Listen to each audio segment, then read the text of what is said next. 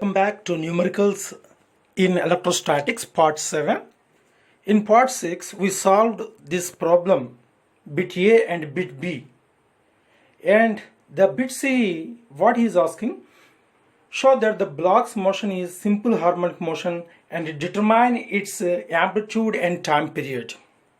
So just we recollect, when we are keeping the charge Q and mass M in external uniform electric field, the forces acting on them are electrostatic force and elastic spring force. These two are equal and opposite. When these two forces are acting, this electrostatic force make to move right side and spring force tries to bring back it to left side towards negative axis, x-axis. When this block is moving to x maximum, what is happening? It is an extreme position. Spring's extension elongation is maximum. We know that in such situation, the force due to elastic is maximum. That is, in other words, spring force is maximum in the opposite direction.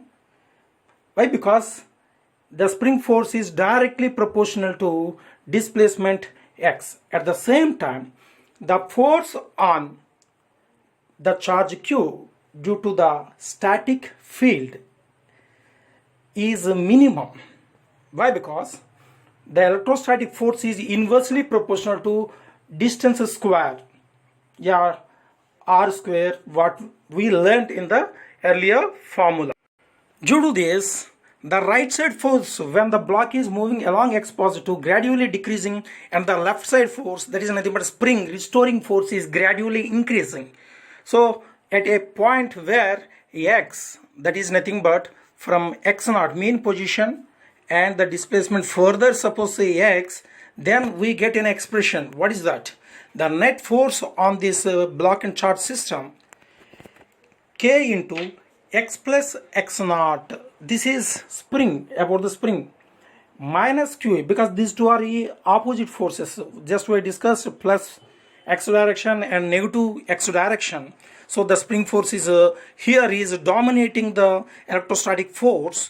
The resultant equation is F is equal to k into x plus x0 of minus QE. So the resultant is kx. Why? Because at equilibrium, the left side and right side forces on the charge and block system are equal. Kx0 is equal to QE. In the previous B bit, we did like this because they are equilibrium. So the resultant, whatever the force is kx, which drives the block to back. So when it is moving backward direction towards the negative x-axis direction, again the electrostatic force is dominates and it moves right side, and this repeats, goes on left and right, means it do oscillations. According to the force law, F is equal to kx. In case of a spring, it does simple harmonic motion. The condition for SHM is the force is always acts towards the mean position and directly proportional to displacement. This condition is satisfied, so hence it is in SHM. The time period in SHM, T is equal to 2 pi root over m by k, means inertial factor by spring factor. So when we substitute the values of inertial factor 4 and spring factor 100, we get the resultant value, that is nothing but time period of oscillations. And the amplitude, already we A and B, the bit A and bit B, we calculated x maximum is equal to 0.5 and x0 equilibrium position is 0.25. The difference is 0.25. So this ends this question. Look at this problem. A point charge Q1 is placed on the y-axis at y is equal to 10 centimeter. If the electric field at point y is equal to 40 centimeter is 27 into 10 to the power of minus 3 volt meter inverse, calculate the field at point y is equal to 100 centimeter.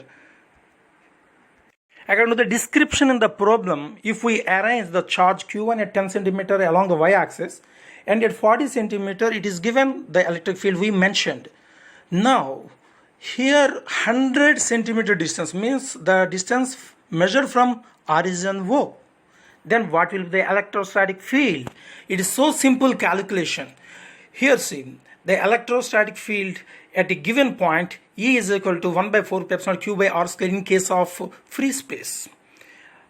At 100 centimeter distance, E is equal to 1 by 4 pi epsilon naught q by distance square. Here distance we are measuring from 0, but the charge is placed at 10 centimeter distance.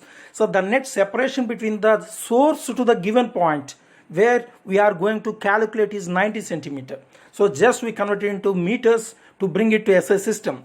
The same thing, 40 centimeter distance, if you look at the value is given, so substituting these equations and take the ratio, we get a simplification. After simplification, we get the electrostatic field at 100 centimeter is simply, after simplification, we get this. This will be the answer.